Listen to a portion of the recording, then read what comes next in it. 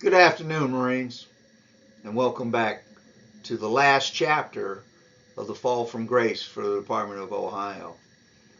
There cannot be a better pictorial than this to identify the quality of the leadership team comprising of Mr. Baker and Mr. Zamora and several other national officers.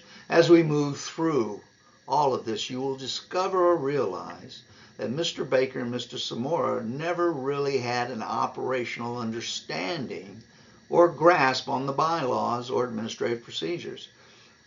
They both tend to only read partial sentences from the references and leave out the rest to suit their agendas. They even go as far as to insert items into the existing documents that have only one purpose, and that is to support what they want it to be at that very moment. They, as the others have done, make our governing documents more of the flavor of the month than the membership's approved governing documents for the operations of the organization. During this episode, you will hear directly from Mr. Baker and how he handled the department officer issues to satisfy the grievance filed against Gary Evans and Roger Smith. He will admit that he worked with Gary Evans to set up the Board of Trustee meeting at the Spring Central Division Conference. He will also admit that there was a quorum present and said meeting and that the installation was in accordance with the department bylaws on March 17, 2022.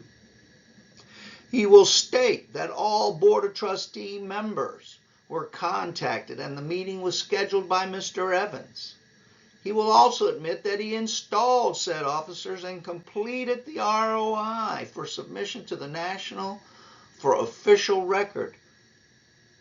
And he orchestrated the tit-for-tat meeting between himself, Phil Zamora, Tom Seymour, and Frank Groin on March 19, 2022. So, without further ado, let's get right down to their actions this past year or so.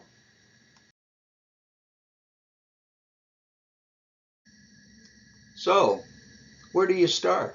There is a tremendous amount of information. However, with that in mind, it is based on a tremendous betrayal by these two individuals, Johnny the Liar Baker and Phil Zamora. I would hate to go all the way back to October of 2021, so let me try and present it to you in a bullet list type format, and hopefully you can follow along with me or refer back or do something in nature to keep up, because I will cover what started this entire process and all the key points moving forward up to the charter suspension, which actually put the nail in the coffin for the Department of Ohio's fall from grace. Again, I admit it is a lot of information to take in during a video presentation. At this time, I want to make sure all of you out there, if you so choose, you can get whatever information on any of these line items presented on this particular slide. I will, upon request, provide you with that information and with greater detail in each of those statements. However, you must want to know why, or you must want to know how. And you must want to have or need to have the courage to ask for it. Many of you, and I hope I'm wrong, will barely watch each of these episodes to their conclusion. And less of you will ever even address the issues or emotions that these behaviors on these individuals have stirred up in you. I can't continue the fight from within because I'm out. But if you and your fellow Leaguers or Marines believe enough is enough, again, I will provide you with whatever evidence I have to support your efforts in making a difference. Their actions were not against me alone. They were against all of you as well. sadly, most of you will just turn the other cheek or look the other way and move on because it does not affect you personally. And or perhaps you believe in the idea that it's just another veterans organization after all anyway, so who really cares? As long as I'm doing good here at my local level, who cares what the National's doing? But as you watch this episode, as with the previous episode, this particular one will revolve around the performance of the very top member of the National Organization, Marine Corps League, National Commandant Mr. Baker, and the past National Judge Advocate Phil Zamora. I hope you realize that it is you at the detachment level that keeps the League alive. It's your constant devotion to the very same ideals that served you in the Corps are serving you now in the Marine Corps League and your communities. Therefore, I ask you, what has any of these individuals done for you or your detachment to better the lives of the veterans living within your community through the Marine Corps League? Their actions should every day represent the best in all of us as Marines and then as Marine Corps Leaguers. In order for them to have respect and your loyalty, you need to continue to give it. And if you continue to give it to these two individuals and or those who perpetrated all these issues or crimes or violations of the bylaws, then you've pissed it away, so to speak. I'll just say it. You've lost your accountability and your trust. If these people don't have your accountability and your trust and your abilities to respect and do the right things, they cannot serve the community as you serve the community. They cannot represent the League as you represent the League in your community to the veterans that you serve and help throughout the days or months of every year. My purpose in doing all of this was to only inform you, the Marine or Leaguer, that you're constantly being misled and lied to by those national officers and department officers. If you continue not to ask the question or the questions necessary, then they will continue to operate in the best interests of their own agendas, not in yours. Accountability should be first and foremost in the minds of every red capper in the state of Ohio and the national organization as well. By not doing anything, you have or will have allowed the reputation of the League and the title of Marine to be disgraced as the Department of Ohio has been. So, we will begin with Ohio's department meetings so that you can get an understanding, and I know most of you have it, but some don't, of how that all goes. A conference is usually a 3-day event, in Ohio anyway. The event is broken down in the following manner so that you know moving forward what is generally going on at a said conference, board of trustee meeting, staff meeting, whatever. So I'll try to break it down and keep it in perspective for you. In Ohio's case, day one is usually the Friday night, and they hold a little staff meeting. Now, this little meeting doesn't require a quorum or minutes or anything else. It's just a meeting of the staff to prepare for Saturday's business day. Now, like I said, it doesn't require a quorum or minutes. Now, day two is Saturday morning, when they go into opening up the day with the appropriate ceremonies to conduct said meeting, conference, or convention. Now, that is considered, in all intents and purposes, as the business day for the Department of Ohio. It has all the delegates from the various detachments present, that has other members present. All the officers are supposed to be present, and this is where the business is handled. Now, this business day, however, does require a quorum in accordance with the bylaws, and it requires accurate minutes to be made by the adjutant during said meeting. And then we have day 3. Day 3 is usually Sunday morning, and they give you time for services, church services, and they have again another little staff meeting to discuss what transpired Saturday during the business day and how and what they're going to do moving forward until the next meeting, which is usually a fall, spring, or winter conference.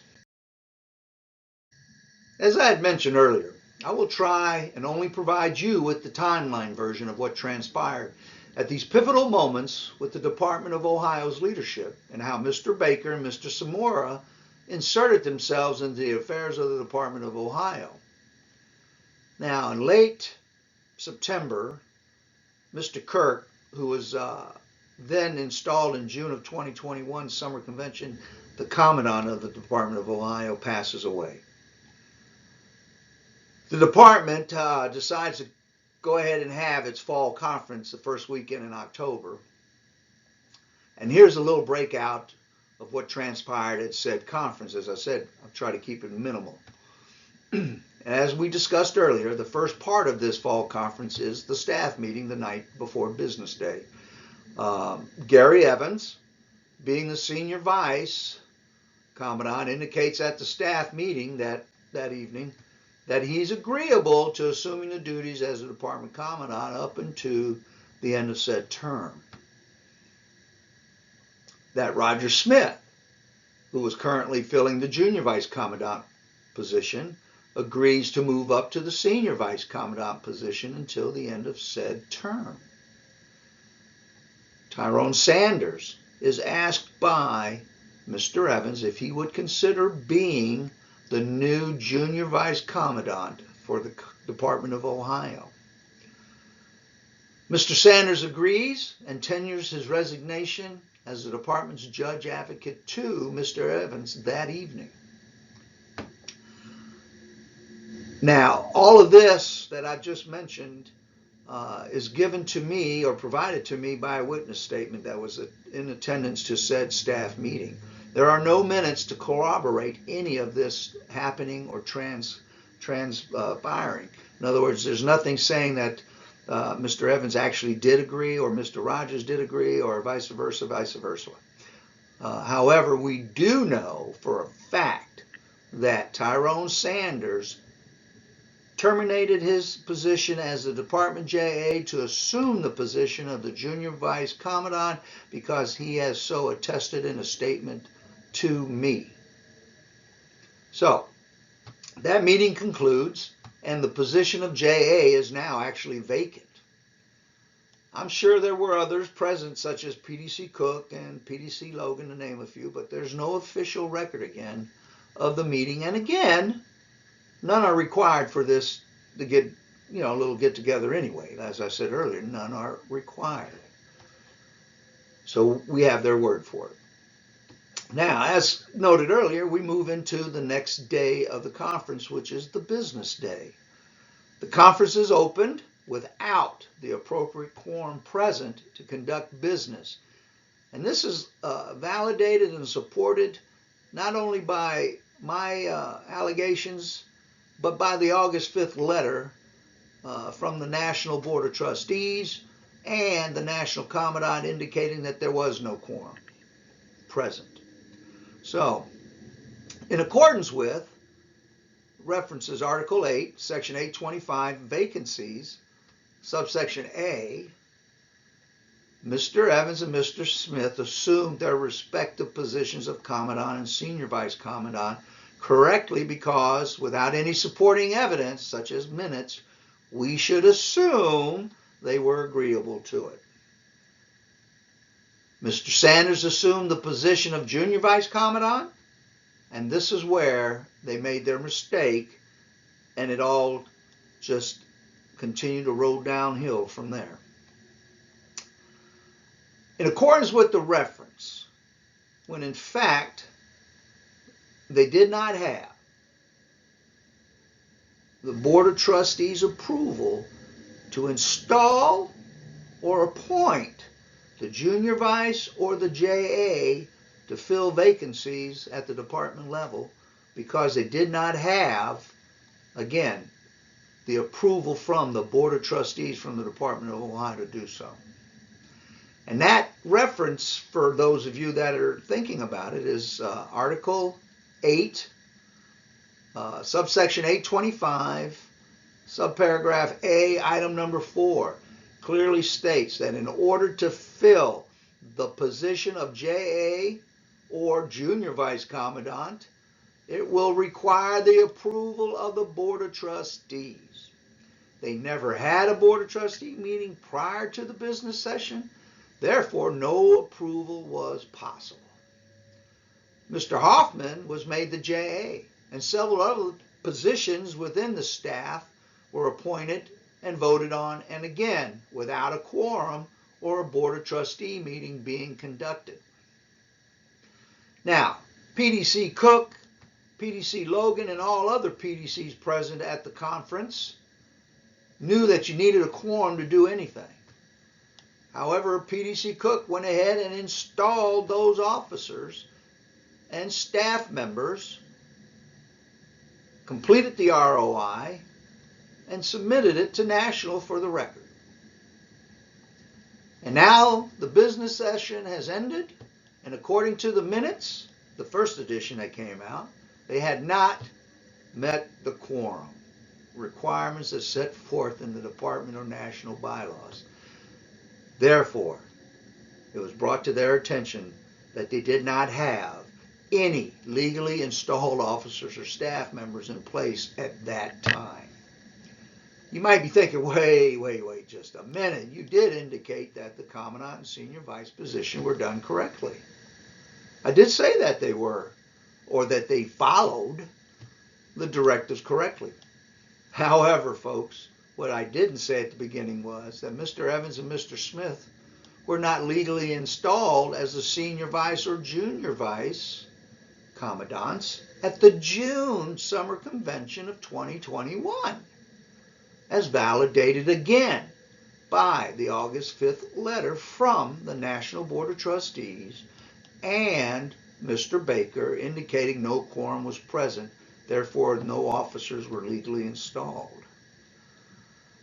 Now, you got to ask yourself, or you have to know, you cannot move up or accept any new positions at the fall conference, which follows the summer convention, if you were never legally installed to begin with in the summer convention.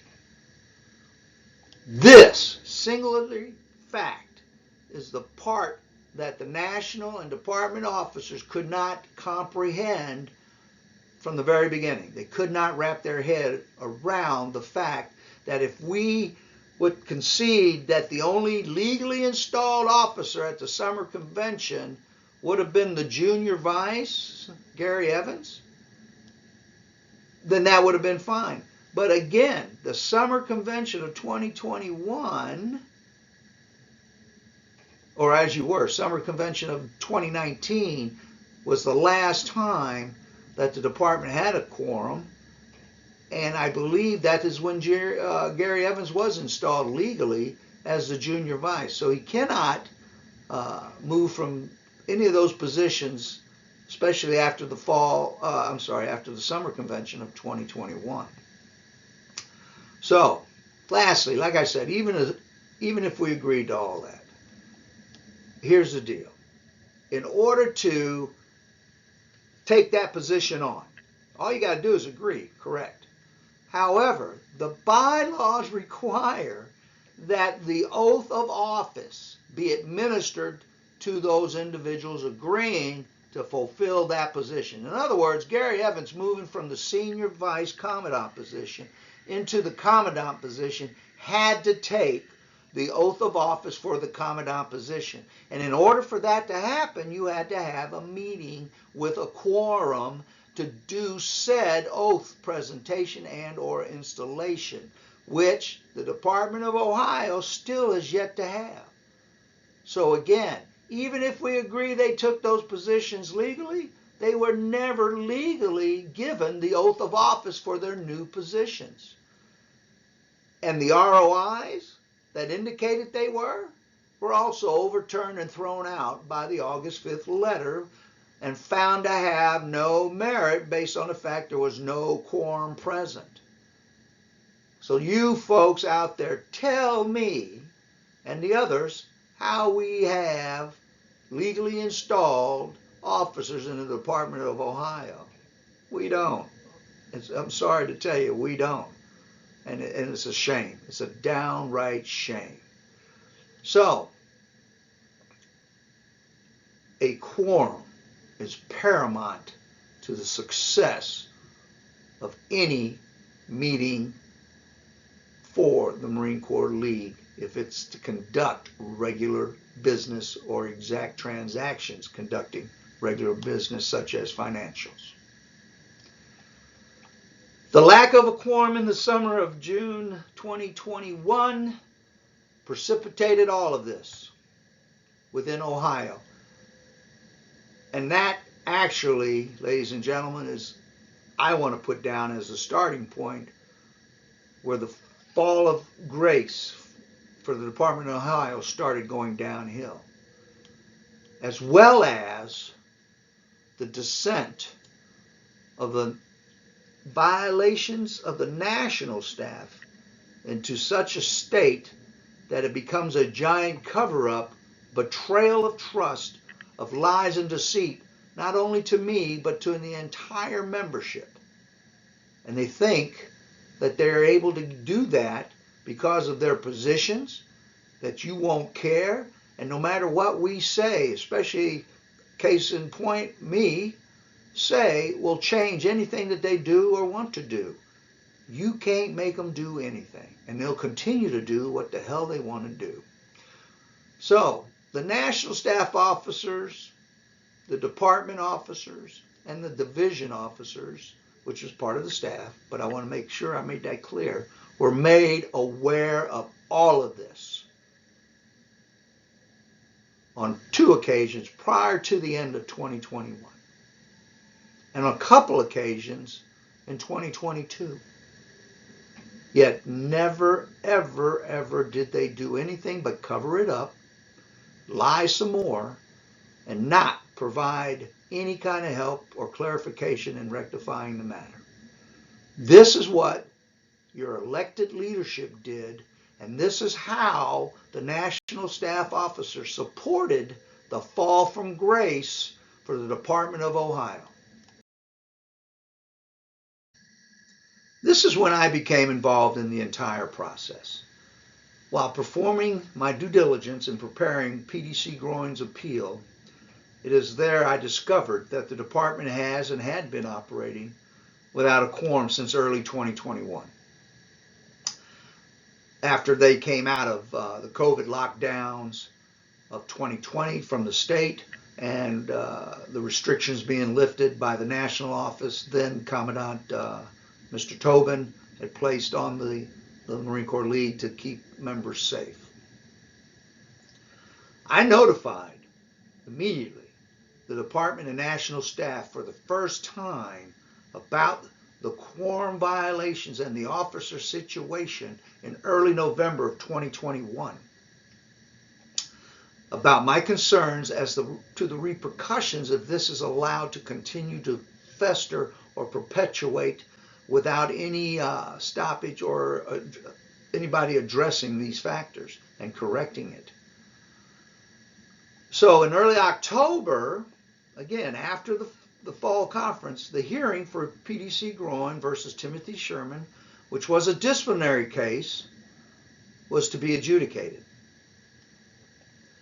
With all the changes in the staff positions from the passing of Mr. Kirk, Mr. Evans became the chairman of the hearing board. Mr. Smith served as the board member and Mr. Sanders filled in as the jurisdictional JA because Mr. Hoffman just became the state's department JA at the fall conference. To make the long story short, the board members, the hearing board members, violated so many of PDC Groin's rights that eventually, and based on the appeals put together by myself, package, the national JA, Mr. Zamora, went ahead and granted Mr. Groin a new trial in early January of 2022. Now, Mr. Zamora's findings was not overturning and reversing the findings of the hearing that was held in the Department of Ohio. It was granting Mr. Groin an entire new trial that would give him or secure him his rights to due process in accordance with Chapter 9, which was denied by Mr. Evans, Mr. Smith, Mr. Sanders of the hearing board of October. So that happened as part of all of this discovery. By the end of December 2021 and the beginning of January of 2022, things begin to change a little bit for the worse. Let me at this time give you a little bit about what that entire investigation process was once I was assigned or requested to be assigned as Mr. Groin's counsel for his upcoming appeal. I began my investigation with a thorough reading of the Chapter 9 requirements. It was there that I was able to put together such a sound and undefinable or defiable case for a new hearing for PDC Groin. It was also during that time, between late October 2021 to early January of 2022, that I experienced the greatest pushback from the department regarding the gathering of the documents that would ultimately support all of the discoveries claimed and put forth to the national and department leadership in regards to the quorum and the violations to Mr. Groin's rights. This was also the time frame in which I attempted on several occasions to rectify the quorum issues by proposing and outlining methods in which we could resolve these issues to the national and the department leadership, such as the minutes, installations, ROIs. We could fix that if we follow these simple procedures. Mr. Hoffman, who was the department JA now, just after 2 weeks on November 5th, resigns as a department JA. And he quotes to me in a statement that he cannot be part of an organization that cannot abide by the governing documents. So, Mr. Evans attempts to place somebody else in as a JA without a proper and correct procedure as outlined by the bylaws. And this individual, of course, is recommended by Roger Smith. And this gentleman's name was Jimmy Kay. So Jimmy Kay is put into this department JA position illegally all the way around. Nobody's voted on him. Nobody's approved it. He's just acting as the JA until whenever they can get together and do whatever they got to do. Now, this is a friend of Roger Smith's, and together Roger Smith, Jimmy Kay, and Gary Evans begin the breakdown even further for the Department of Ohio to the point of disgrace. Now, in all that time frame between October and let's say December, Mr. Evans, Mr. Smith could not, and I'm telling you, could not get a quorum for a Board of Trustee meeting or an emergency quorum, which is only 5 for a Board of Trustee meeting, to handle or rectify these issues.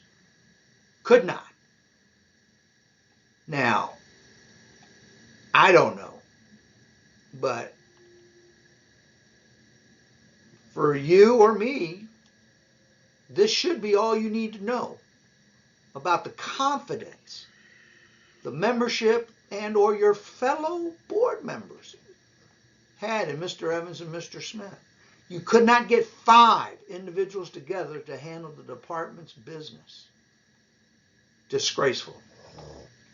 So, as I continued to push for the documents I needed for the appeal package and for trying to help these folks out of these quorum predicaments and to rectify these issues, Roger Smith publishes an email on behalf, so he claims, on behalf of Mr. Evans, and it's addressed to all the department staff individuals and other individuals within the state of Ohio, demanding, now he demands that no further communication be accomplished or be done with Paul Smith regarding the PDC growing case. It also, when Mr. Smith called me a paperback lawyer, and that if I really wanted any other further information regarding any documentation from the department, I was to contact Phil Zamora for his permission, because that is who they are getting their instructions from moving forward. Now, if this doesn't indicate and prove the complicity of both Mr. Zamora and Mr. Baker in the affairs and the business end of what was going on in the Department of Ohio, I do not know what does. This is in an email to me and copied to them. Now, you have to understand that I could be held liable for all the things I've said up to this point if I didn't have it in writing. You can't sue the truth. This was validated by Mr. Evans, again, sending an email, a follow-on email to Mr. Zamora and copy Johnny Baker, providing him with all things I was doing regarding the department. He was in fact reporting into Mr. Zamora. Now, and I quote his email, here's what Paul Smith is currently up to, end quote. Again, a second document validating the complicity of Mr. Zamora, the NJA at the time, and Mr. Baker, the National Commandant, in the affairs of and the cover-up of the Department of Ohio's failure to achieve a quorum and have duly elected officers installed. As I said, that email was addressed to Phil Zamora and Johnny Baker, validating their complicity. Now, here's the kicker, guys, and you'll enjoy this. When those emails were sent in with the disciplinary charges against Mr. Baker and Mr. Zamora, supporting the allegation of misconduct, guess who said they didn't have any merit? Ha! You got it. It was Warren Griffin and Dennis Tobin. They said in their findings that that had no merit as to bad conduct. It didn't show any bad conduct. Okay, so let's move on to the next item. The next item on our list is in regards to the Winter Conference of 2022. We went into that scheduled conference with the hopes of rectifying the quorum issues within the department. We spoke with Roger Smith and explained all the issues surrounding the quorum and the ramifications that were produced by not adhering to those requirements as listed within the bylaws prior to the opening ceremony of the Winter Conference. Now, Mr. Smith, Roger, he went and discussed what we had discussed with Gary Evans, the new acting commandant. So, Mr. Evans began to open the conference anyway.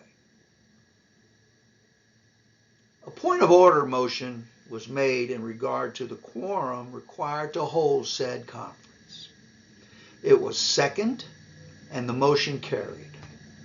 It was then that everyone present knew we did not have the required quorum to hold said conference. We then proceeded to hold an unofficial meeting. The question was put to the members at the meeting, or members present at the meeting, about the faulty election and appointments made without approvals from the Board of Trustees. Without that, they're basically nullifying all officers in their current positions. It was also there when we proposed a way to resolve the matter and to get the department back on track. Well, to say the least, this was also when the actual war began to get me kicked out of the Marine Corps League, with the help of all those individuals there and the National mentioned in previous episodes. It is also there that the greatest denial and betrayal to the members present was when Roger Smith and Gary Evans stood up and said that they did everything in accordance with the bylaws and instructions given to them by Phil Zamora, the National JA. Oh my God.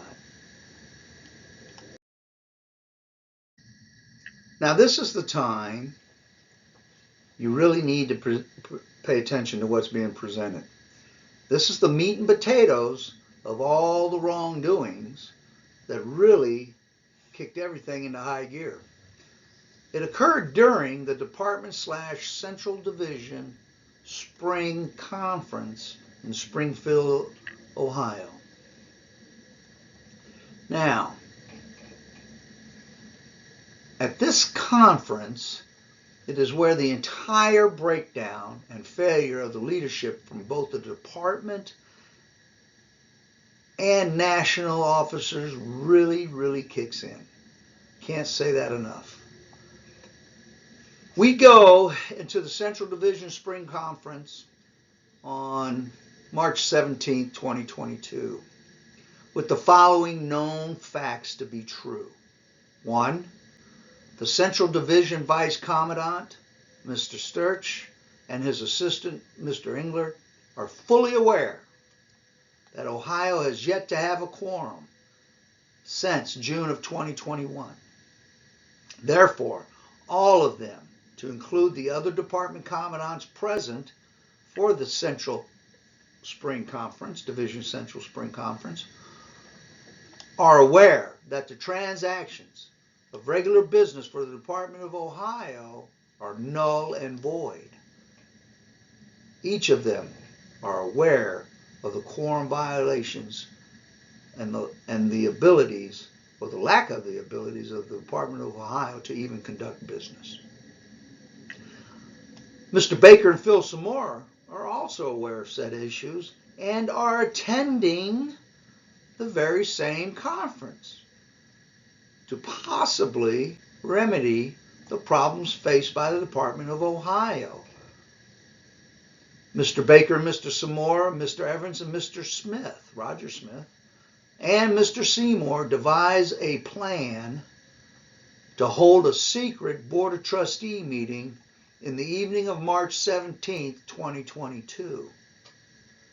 Now, I say that because I know for a fact, and I have statements as evidence, that no one else was notified prior to that evening that there was going to be a Board of Trustee meeting, even though Mr. Baker says so on the phone conversation that Mr. Evans, that he was working with Mr. Evans, and that a week prior notification was sent to all Board of Trustee members. Well, the statements contradict that, and as a matter of fact, Mr. Seymour, who was involved with that, lied directly to Mr. Groin, who is a board member, indicating that there was nothing going on that evening, nothing special. Lying, outright lied to his face. Unbelievable. Now, if so, if they were going to have this meeting, they knew the bylaws indicated that they needed 7 board members to be present to open said meeting, just to have a regular scheduled meeting, which they indicated it was.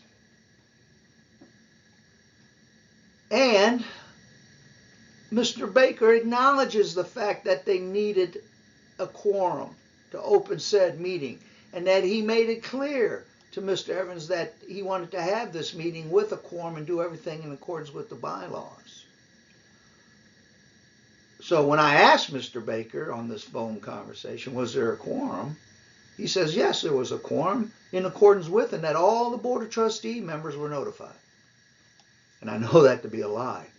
And we have proof that that's a lie. So that's okay.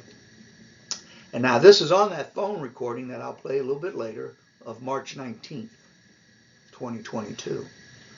So here's how I supposedly went planned out, or went according to the following statements of folks that were present. They met around 1900 or so and proceeded to have the department's Board of Trustee meeting.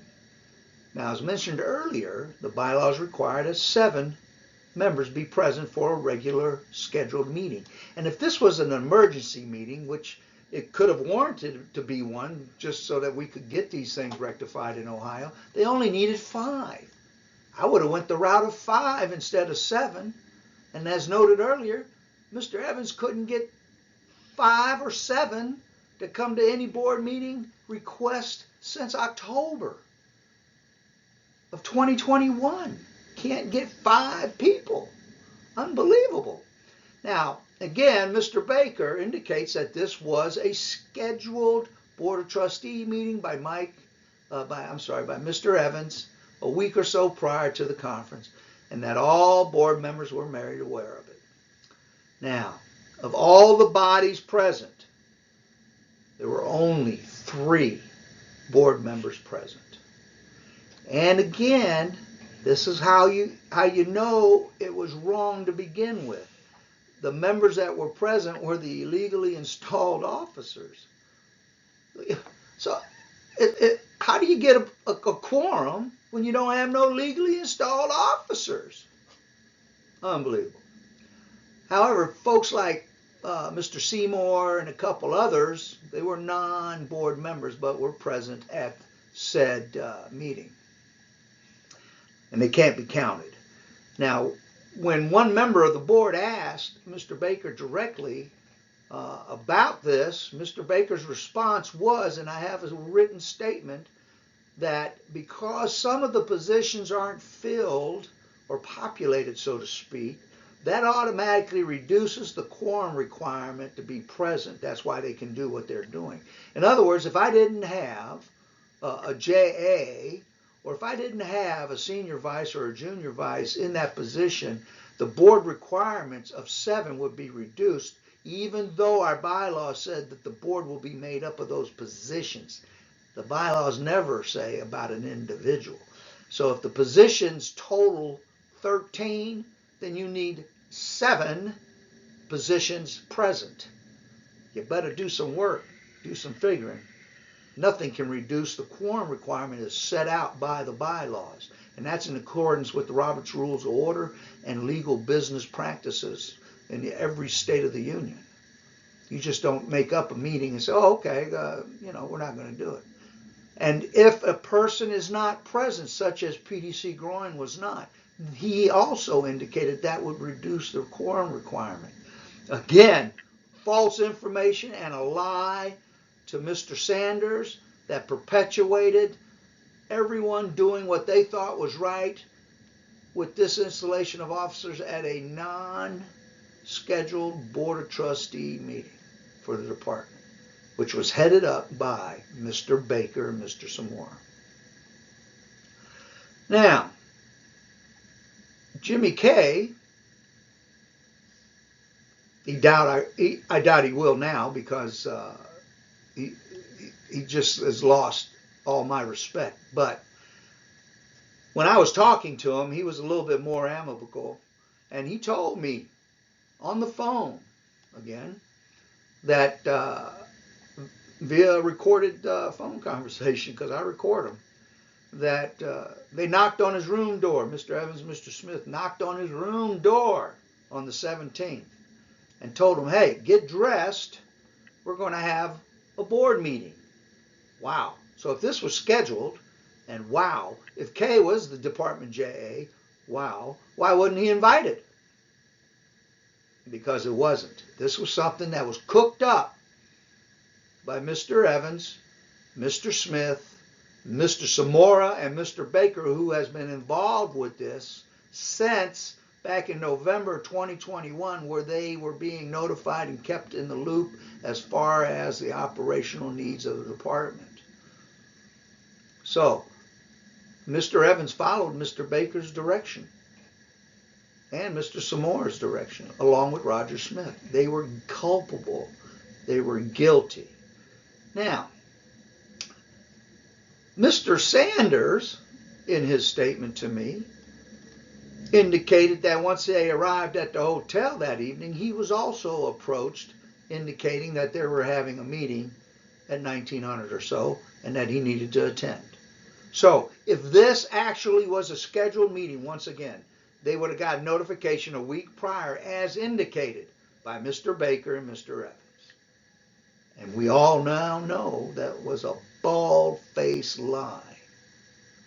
And with these statements contained within the minutes that they made saying it was a scheduled Board of Trustee meeting, and within the phone conversation statement from Mr. Baker saying it was a scheduled Board of Trustee working with Mr. Evans, I produced statements from individuals present and head count of individuals present to Mr. Tobin and Mr. Griffin to support the conduct allegation violations of Mr. Baker and Mr. Zamora.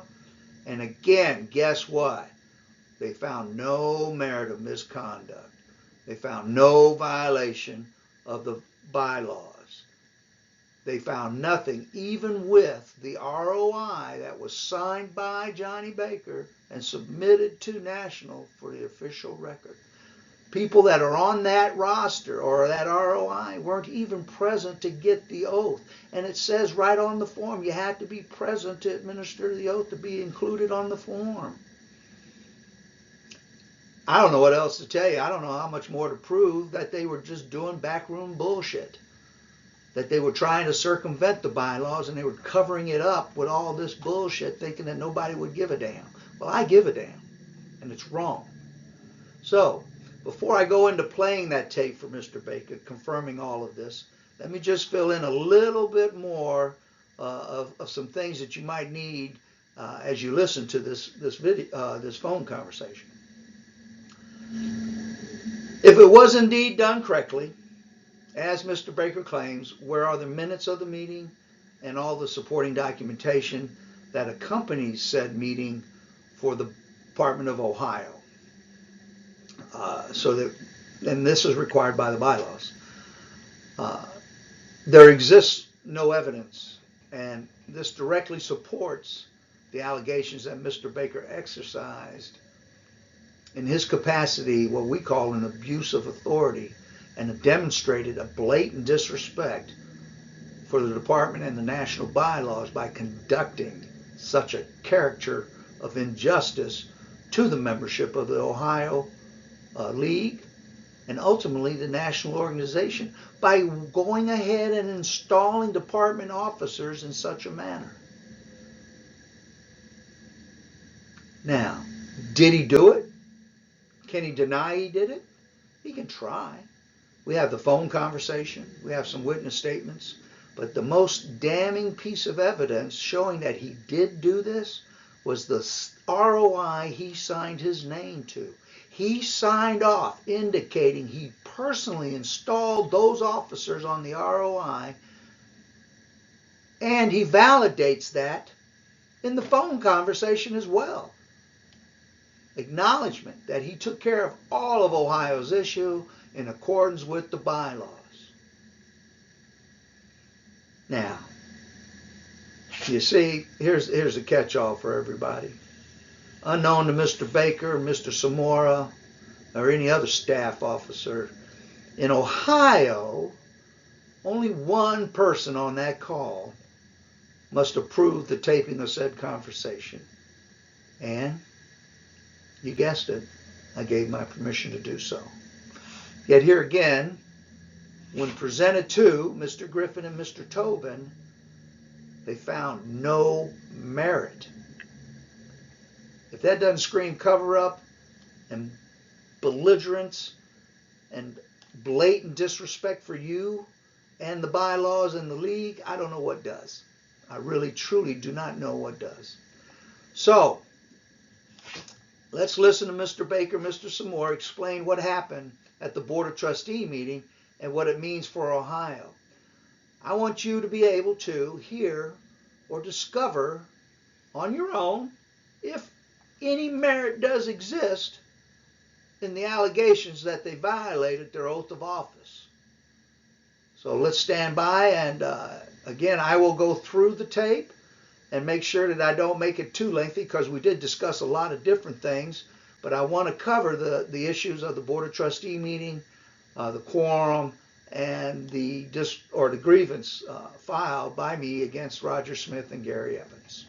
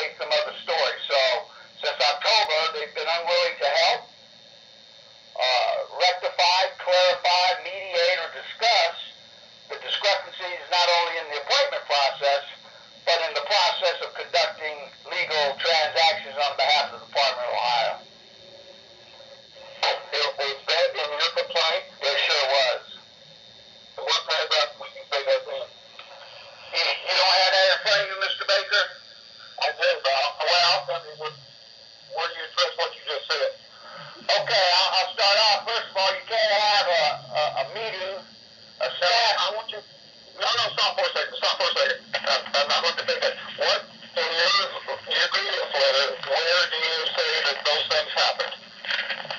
They should be listed right there, the articles. And they happened at the conference, the fall conference, and they happened throughout the time frame that is listed on that grievance.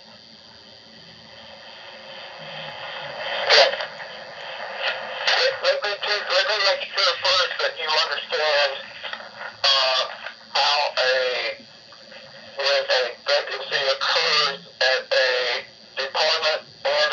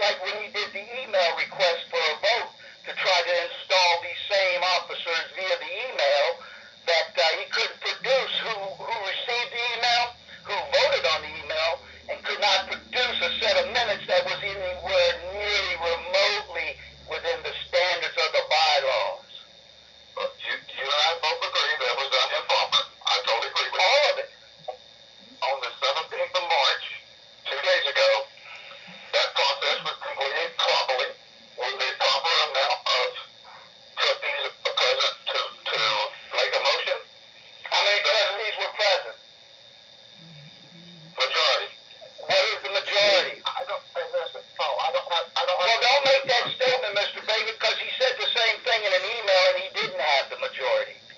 No. I was present at that meeting. But you're not part of the Board of Trustees and your vote doesn't matter at that. Sir, I did not vote, nor did I make motions. Did I do anything? I sat in the room as a guest. And I want to know what the meeting was and where the minutes are. And how many people were present. Because I have Board of Trustee members at the meeting and they said they hadn't had no meeting. So this is kind of a little different.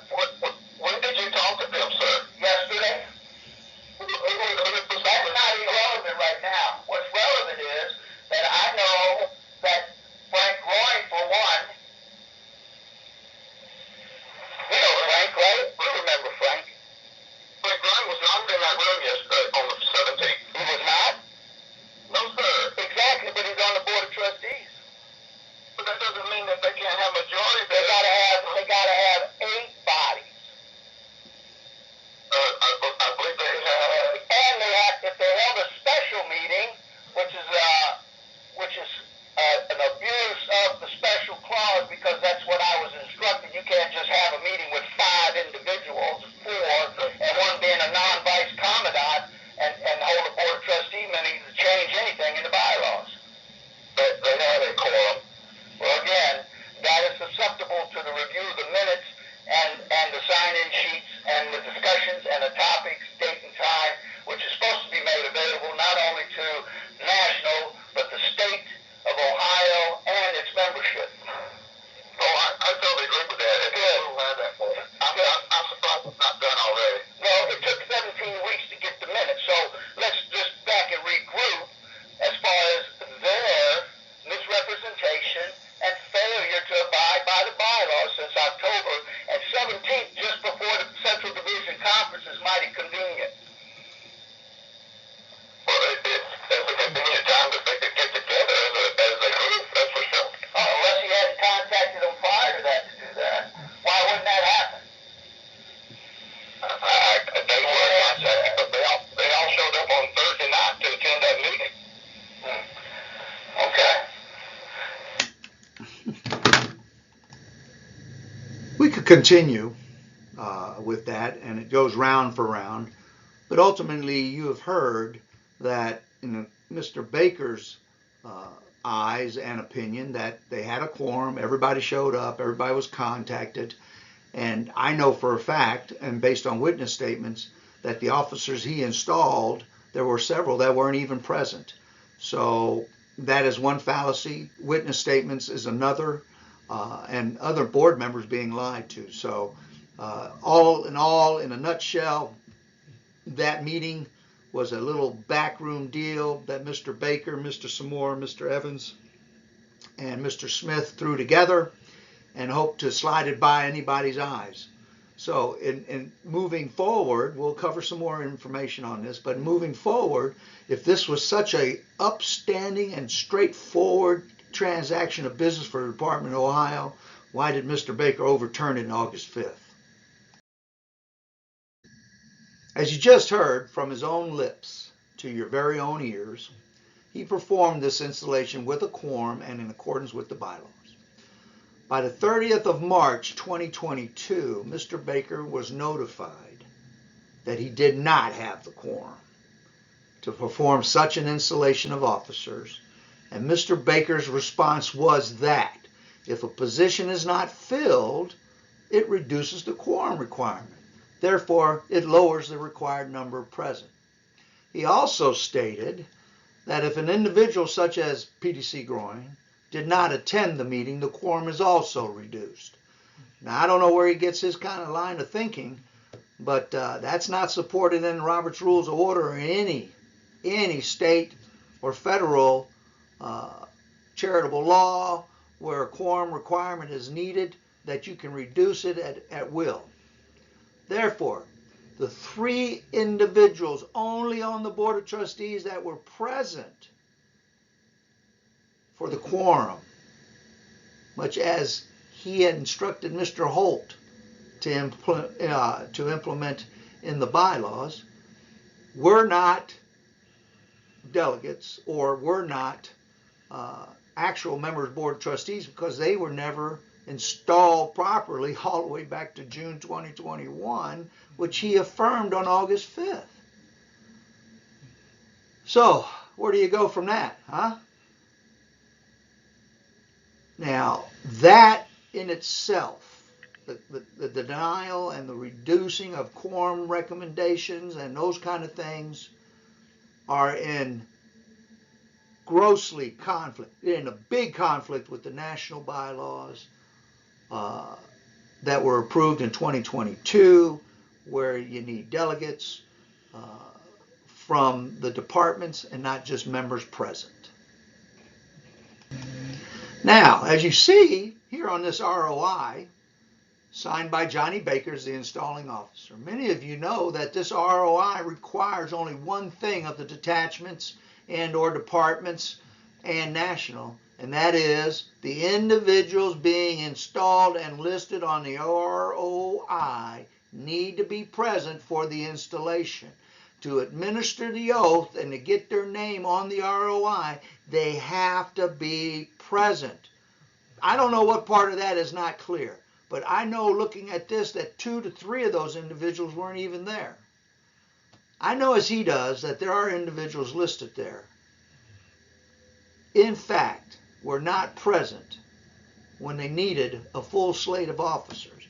So they just filled this thing out, Baker signs it, Seymour validates it, and sends it in.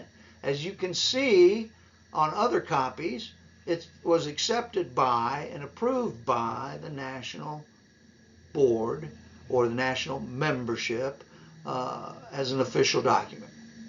Lastly, on if this proposed transaction, as I said, installation of officers was, according to Mr. Baker again, completed in accordance with the references, why would he then 5 months later overturn it when he indicated in his August 5th letter that there existed no quorum since June of 2021 based on the findings of the investigative committee for any of the business conducted on behalf of the department? Again, if done correctly, it would have stood as it was, just like the only 2 cases stood when he submitted the letter August 6th, overturning every single case filed from Ohio except his and Phil Zamora's. He let them 2 stand because he felt those were right, but he wouldn't let stand the installation of officers on March 17th because he knows they were not correct. And that is the meat and potatoes of his involvement and his complicity in the lies and deceit that he continues to spew from the position of the National Commandant. This only gets better, folks, because at the end of all this, at the end, on March 19th, at the conclusion, thereabouts, of the Central Division Spring Conference, Department Spring Conference, on March 19, 2022, Mr. Baker with Phil Zamora and Tom Seymour met with PDC Groin to hammer out a compromise, or what I have been calling the tit-for-tat summit of 2022. In accordance with the letter from Mr. Zamora and Mr. Baker addressed to me directly, notification for the dismissal of the grievance against Mr. Evans and Mr. Smith was the letter that they included this in. PDC Groin's counsel for his case was not notified of said meeting. So, because all they wanted to do was make him a happy Marine Corps leaguer. So I guess the real question is to why would they only want to make PDC Groin happy and not the rest of us at this little tit-for-tat meeting? Well, the answer is PDC Groin, by act of his counsel and myself, had submitted a disciplinary filing against Timothy Sherman. And it was floundering. I'm telling you, floundering so bad that by this time, the National JA had several motions of failure to follow procedures written up against him. There was no action for 44 days when they met. So Mr. Baker, while he was present at this Central Division Spring Conference, and Mr. Groin was present, they decided that he would sit down and they would hammer out a deal. So, again, I knew nothing about it. I knew nothing of the proposals. I know nothing about it, and I was the assigned counsel for Mr. Groin in accordance with the bylaws, and everything should have been ran through me in accordance with those bylaws. But that didn't happen as prescribed in, I'm not bylaws, but the administrative procedures as described in Chapter 9, Section 9065. So let me read from the letter in regard to this particular deal he was offering Mr. Groin, and it reads,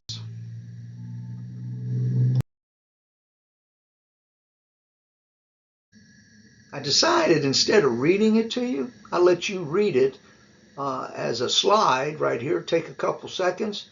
You can read it, and you can notice at the bottom who signed off on it.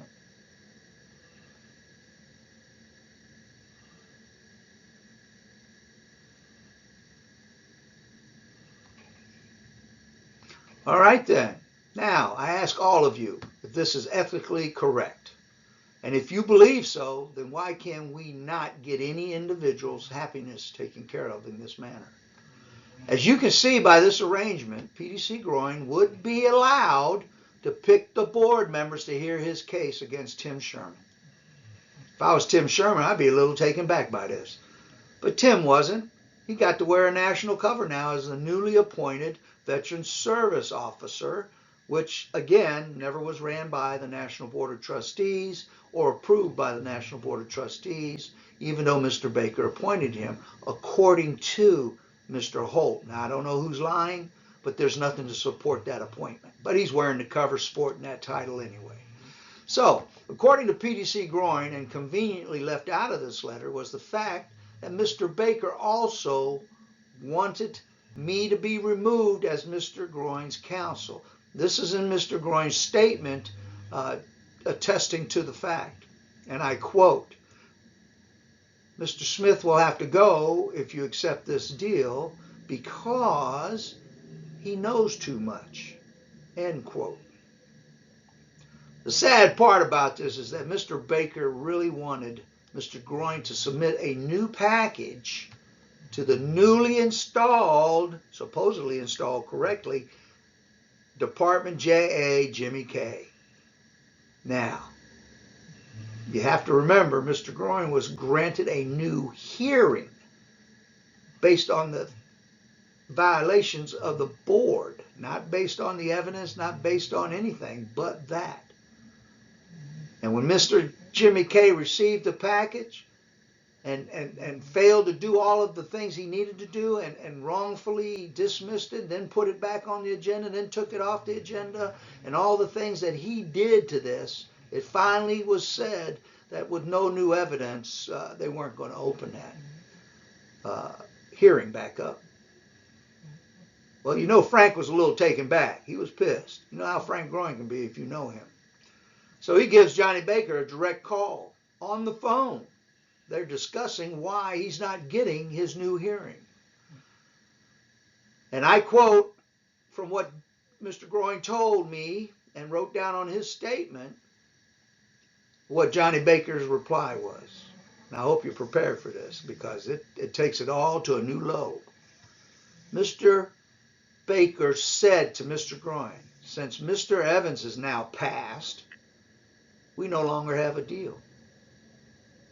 And that was the end of the discussion. Now, there was no tack. Mr. Baker got his tit though. He got Frank to refile, thereby removing the case from the national level, you know, dropping it out of the system that's already been in there 45 or more days now, and with no action from either Baker or Zamora. And he had me removed as counsel.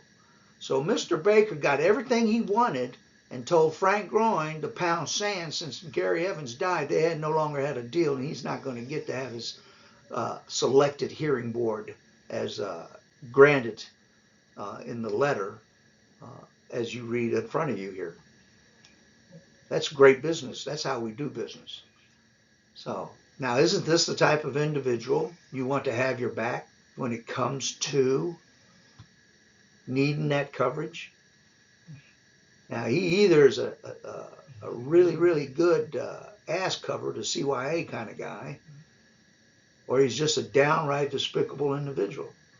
You don't tell somebody that, make a deal, and then pull it like that and put it on someone who's passed. Oh my God, Mr. Baker is some piece of work, and he's your national commandant. With Mr. Baker denying Frank a new hearing, and the use of those members in that selection committee for his hearing board, he didn't fail though to get me. The notification or the hearing board notification was delivered to me on April 8th, 2022. It contained the information as outlined in Chapter 9, and I would say it was actually pretty well put together. Mr. Englert did a pretty good job in putting it together. A lot better than most. I was impressed. However, one of the documents contained the member assignment, the hearing board assignment. So I'm reading through it, and it dawns on me, wait a minute. And this is where it gets good. As per Mr. Baker and Mr. Evans, the board will be made up of Mike Sturch, Dave Englert, Jimmy Kay, and all other positions required of a hearing board, i.e. Sergeant Arms, extra member, the recorder, whatever, were to be filled by the department staff of Indiana. You heard me right. I got the hearing board that was given to Frank Royne. Now, how's that possible? Jimmy Kay was the only Ohioan Marine Corps Leaguer on the board, and he was there in false pretenses. He was just a board member, but he was there carrying the title of Department JA. Now, we all know he wasn't installed, and we all know that he wasn't the Department JA, but hey, we'll go along with the charade because that's all we can do because everybody's in denial out here. So I really, really, truly, I know I do not have to draw a line connecting the groin offer and composition to my hearing board makeup and composition. Do I? I really don't have to draw that line. There's no impropriety there, correct? As most of you know, that this violates my rights as secured by Chapter 9 to have said hearing within the state of Ohio in accordance with Chapter 9, Section 9000G. Appointing authority is where the charges were filed, and that was Ohio. Now, Ohio has multiple past national commandants still living, and still living past department commandants, along with many other qualified Marine Corps Leaguers who could have served on that hearing board. But Mr. Evans and Mr. Baker, prior to his passing, agreed that this hearing board was the one that I needed to have. Maybe I should have called Mr. Baker up and say, hey, since Mr. Evans has died, is this still in effect? I don't know. But hey, you guessed it. The best way to get me out was to do what they did. And with those individuals identified in previous episodes, they are all complicit in this process or this action. Well, we all know how the hearing went. I was found guilty on everything. And I had no doubt I would be. And neither did the folks that were present. And like I said, with the hearing over and the appropriate finding of guilty, as predicted by Mr. Baker's little hit squad that he put together, they proceeded to contact his friend, Mr. Logan. Now, Mr. Baker and Mr. Logan go back several years, 10 or more years, and they've done favors for each other. Pretty much so on the part that Mr. Baker's done more for Mr. Logan than Logan has done for Mr. Baker, I'm sorry. So, Mr. Baker contacts Mr. Logan and asks him, or wants to cash in on all the favors that he's done for Mr. Logan, and have Mr. Logan compose and falsify an ROI, indicating that the current officers, supposedly in office currently, that he put in on March 17th, are now legally installed on May 18th. You follow me here? The officers installed March 17th would not require another ROI to be done in May if he had done it correctly. And once he knew he did not, because we told him he did not, he had Mr. Logan, identified by his signature on this ROI, falsify another ROI and send it in.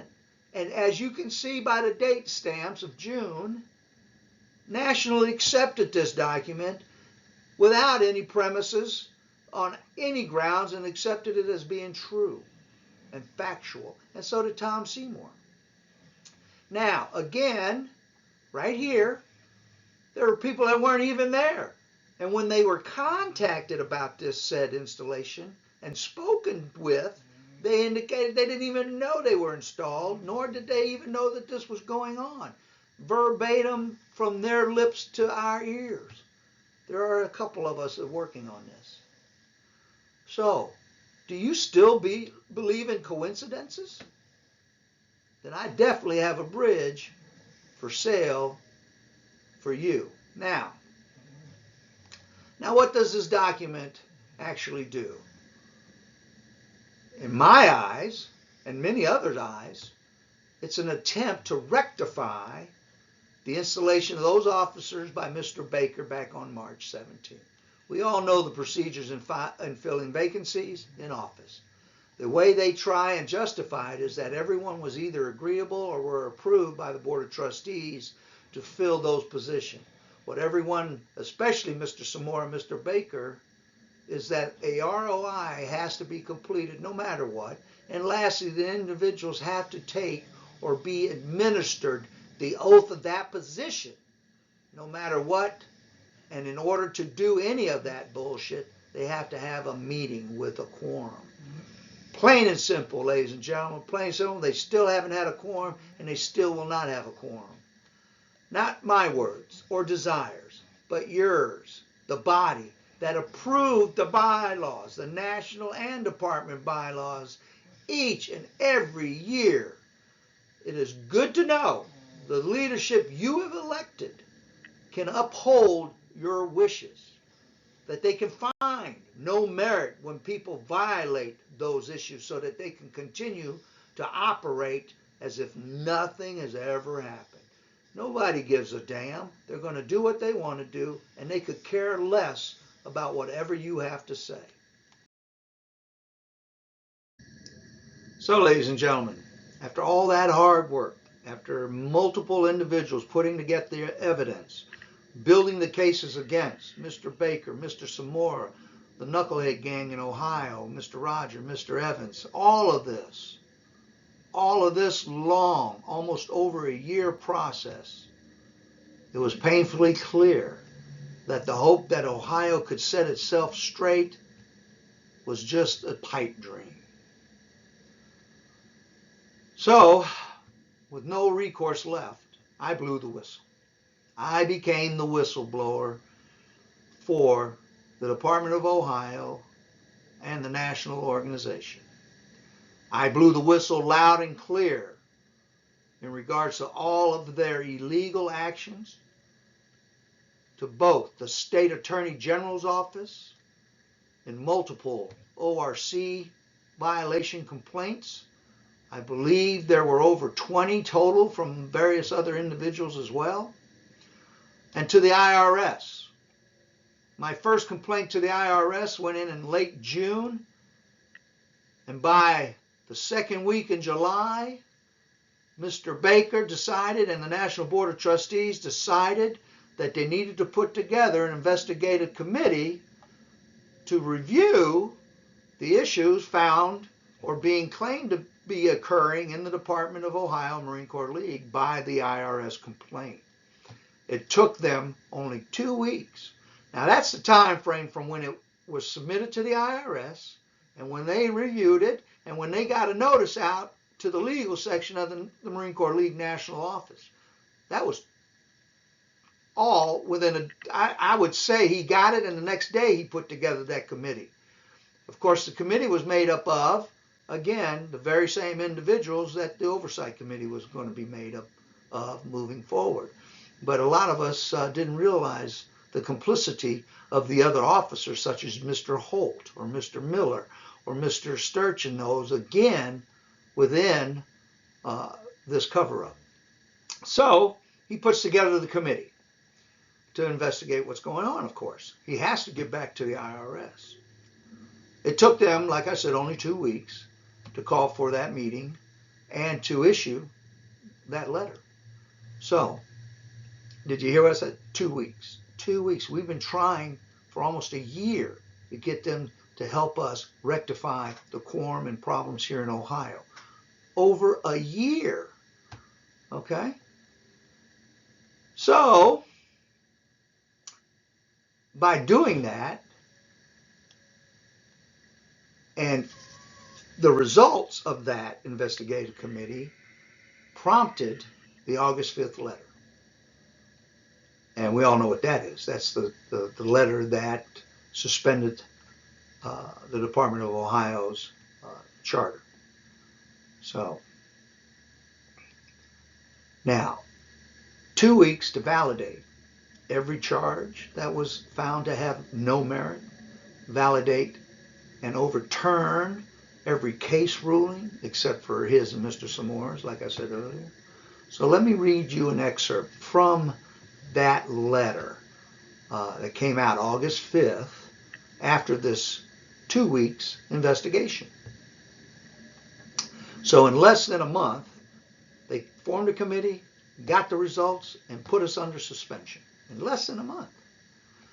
Here's what that excerpt says. The committee determined that the current Department of Ohio officers were elected and or installed during the June 2021 Department of Ohio Convention and that the required quorum, a majority of chartered detachments, was not present at the convention. As a result, the current officers, which included Roger Smith, Gary Evans, Mike Kirk, Tyrone Sanders, all of them from June of 2021, and most of all the Department of Board of Trustee appointments and appointees were not, and I quote, were not duly elected and are therefore ineligible to continue to serve in an official capacity. Now, that statement says it all. And are therefore ineligible to continue to serve in an official capacity. Keep that in the back of your mind as we move forward because I'm going to show you something that'll blow your mind. So, now, both the National Parliamentarian and the National Legal Council, they have their own lawyers, have reviewed what has occurred and concur with the analysis that it was all done illegally and not in accordance with. Oh my God. Now, as I noted earlier, does this really mean that the March 17th installation was also done without a quorum? You bet your ass it does. And I quote, the Department of Ohio reports of officer installations, ROIs, dated 12 June 2021, 9 October 2021, 17 March 2022, and 18 May inclusive are hereby nullified. This means that those actions taken will be void and of no legal effect. Now, when he chose to keep his case and Phil Zamora's case from being redone and reheard based on quorum violations and things of this nature, thereby protecting a hearing on those things, he absolved himself from that by leaving those out. Now, what he could have done, if he believed he didn't do any of that stuff, was also uphold the March 17th ROI. He did not. And that March 17th ROI was turned in as part of the violations and support of the disciplinary filings against him and Mr. Zamora, which, again, Mr. Griffin, Mr. Tobin found no merit in, and the review with the past national commandants, which, again, Mr. Tobin and Mr. Griffin also sat in on, supported and upheld their finding of no merit. Wow. Isn't that great? The only two things that were upheld from all of this is their case findings of no merit, so that you can't come back and supposedly bring charges. But that's a fallacy, because anybody can resubmit disciplinary charges against anybody they want at any time. There's no statute of limitations. So, this letter also states the National Board of Trustees met again on July 31st, 2022, and approved to suspend the charter of the Department of Ohio. The National Board of Trustees reviewed the recent Chapter 9 activity within the department, since the elections and installation of Department of Ohio officers had been deemed invalid. The National Board of Trustees is nullifying all Chapter 9 hearing board results from 12 June 2021 to the present, inclusive, which were under the jurisdiction of the Department of Ohio. Now, here's the statement that saves his ass, that he made sure it was in there, and the Board of Trustees put it in there. Nullifying these hearing board results of the Chapter 9 proceedings during that time period are null and void.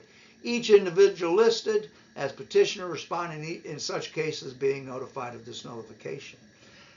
Cases which had jurisdictional oversight by the National Board of Trustees, which was his and Phil Zamora's, are not affected by this decision that would be, again, his and Zamora's.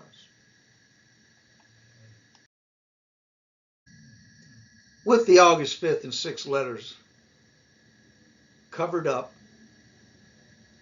the mishaps and the involvement of Mr. Baker's and his staff's complicity in the fall from grace for the Department of Ohio, the biggest slap in the face to the membership in Ohio was also contained in those letters.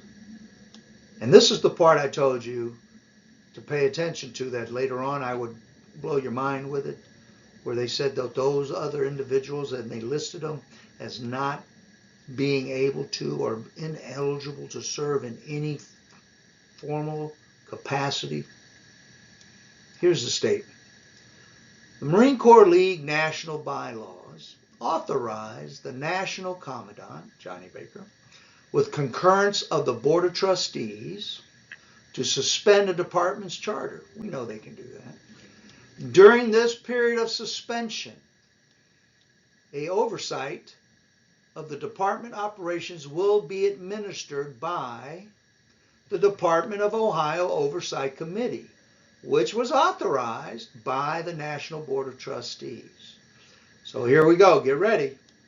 Roger Smith, the current Department of Ohio Commandant, who was deemed ineligible to serve at an official capacity, and selected other Department of Ohio officers will continue to handle operational functions under the supervision of the National Board of Trustees and the Department of Ohio Oversight Committee.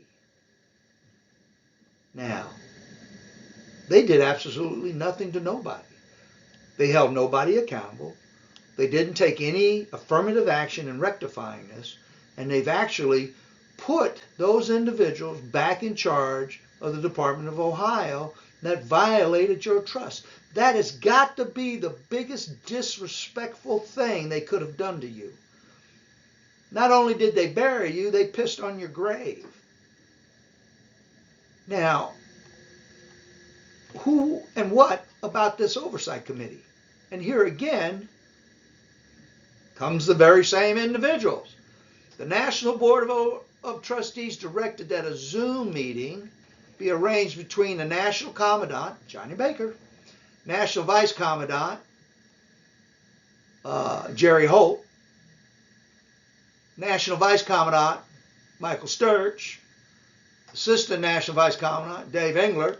All these names have appeared on our hearing boards, have appeared in everything that we've done and everything that we've tried to do. They have pushed back and bastardized it.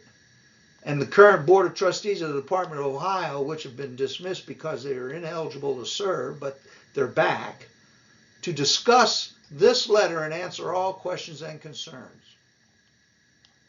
People, these are the very individuals that caused the problems in Ohio to begin with and to escalate to the suspension of the charter.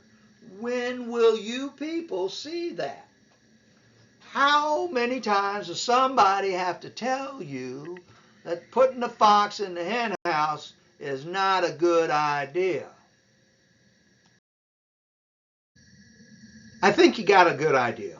I think now you have a better understanding of where I'm coming from and how I feel about how these individuals betrayed the title of Marine, betrayed the Marine Corps League's mission statement, and betrayed you, its members, and how they don't have an ounce of remorse, nor do they give a damn about what you got to say, because they're going to continue to do what they want to do and how they want to do it.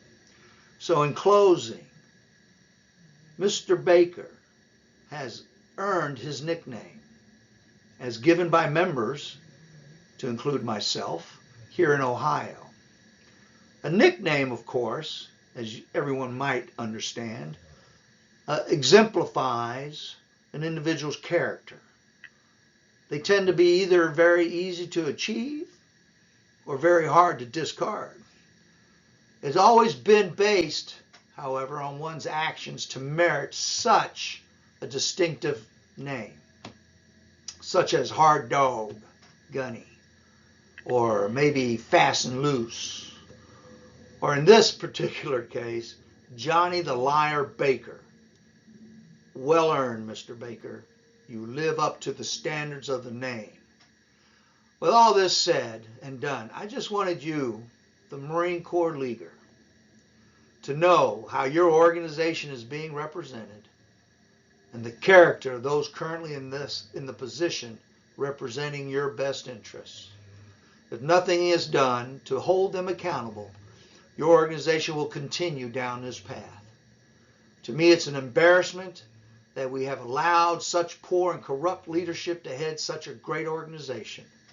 One made that way by its red cappers, and now on the verge of being destroyed by the white cappers. Just so you are still aware, I am out and no longer a leaguer because I exposed their misconduct. You might think it does appear so, but you would be wrong, because no matter the little club I belong to or not, I am first and foremost still a Marine with my title and all that goes with it and implies by it intact. We cannot say that about these individuals who have compromised their values for a cover and lied to you in the process. In closing, I wish for all of you smooth seas and wind in your sails. May God continue to bless you and yours, our country and our Corps. Until my summation in a few days, this concludes the story of the fall from grace for the Department of Ohio. And now you know the rest of the story.